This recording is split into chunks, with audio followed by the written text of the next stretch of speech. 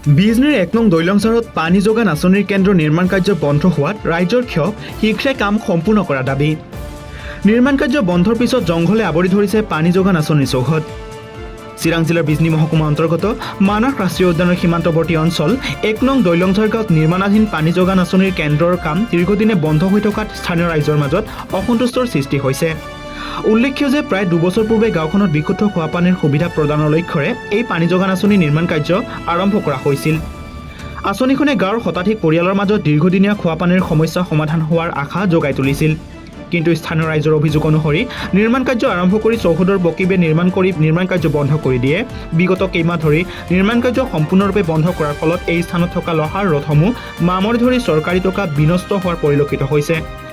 ফলস্বৰূপে নিৰ্মাণস্থলী চৌদিশে জংঘলে আৱৰি ধৰিছে আৰু আধৰুৱা অৱস্থাত পৰি আছে বিভিন্ন আন্তঃগাঁথনি। সংবাদ মাধ্যমৰ আগত স্থানীয় ব্যক্তিসকলে কয় যে আঁচনিৰ কাম সম্পূৰ্ণ হ'লে গাঁওখনৰ বিশুদ্ধ খোৱা পানীৰ সংকট বহুখিনি লাঘৱ হ'ব। সেয়েহে বন্ধ হৈ থকা কাম পুনৰ আৰম্ভ কৰি শীঘ্ৰে সম্পূৰ্ণ কৰাৰ বাবে সংশ্লিষ্ট বিভাগীয় কৰ্তৃপক্ষৰ ওচৰত জোৰ কৰি দাবী জনাইছে ১ নং দৈলংচাৰ গাঁৱৰ ৰাইজে। ৰাইজে লগতে কয় যে জনসাধাৰণৰ কল্যাণৰ বাবে গ্ৰহণ কৰা এনে গুৰুত্বপূৰ্ণ আঁচনি দীৰ্ঘদিন ধৰি আধৰুৱা হৈ থকাটো দুৰ্ভাগ্যজনক। তেওঁলোকে বিভাগীয় কৰ্তৃপক্ষৰ বিষয়টোত তৎপৰ পদক্ষেপ গ্ৰহণ কৰি কাম সম্পূৰ্ণ কৰাৰ আহ্বান জনায়। News desk Bijni first 24।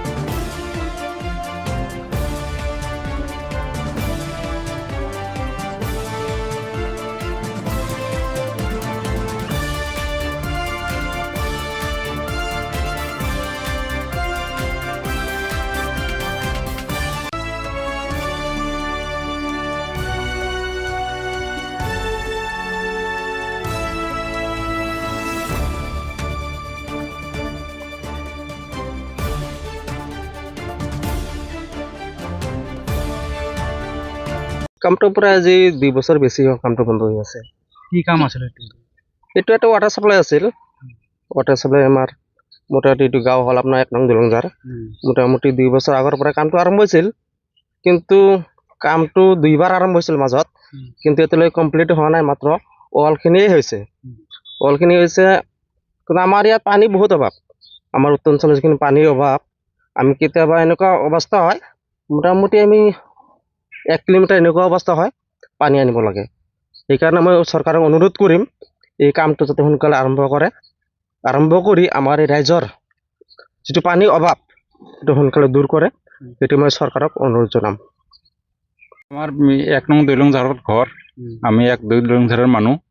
আমাৰ ৰাইজ মোটামুটি আমাৰ ঘৰ আছে ৩০০ ঘৰ আমাৰ এইখিনি ১ দৈলঙৰ।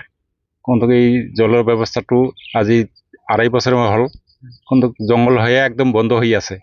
কিন্তু চৰকাৰে এইটো মানে খেলিমেলি কৰি আছে, চৰকাৰে কোনো কামে নকৰে। কাম আৰম্ভ কৰিছে কাম আৰম্ভ কৰাৰ পাছত মানে খেলিমেলি কৰি আছে। কিমান দূৰ হ'ল কামটো আজি ভালেই ৩ বছৰমান হ'লে প্ৰায় কামটো নকৰে আৰু মানে জংঘল মঞ্জি গেল, বন্ধ হৈ গেছে, আধাতে বন্ধ হৈ গেছে। আধাতে মানে দেৱাল চেৱাল গাঁতি আধাতে বন্ধ কৰি দিল। কি ক'ব চৰকাৰক, কি ক'ব এই ক্ষেত্ৰত? আমি চৰকাৰক অনুৰোধ কৰিছোঁ, চৰকাৰ যাতে সোনকালে আমাক ব্যৱস্থাটো কৰি দিয়ে। আমাৰ ১ দৈলংঝাৰৰ মানুহ মানে সুবিধা হ'ব। আমাৰ পানীৰ কাৰণে বিৰাট কষ্ট। পানীৰ কাৰণে আমাৰ মোটামুটি ১ কিলোমিটাৰ কষ্ট কৰি পানী আনিব লগা হয়। এইখিনি আমাৰ অনুৰোধ।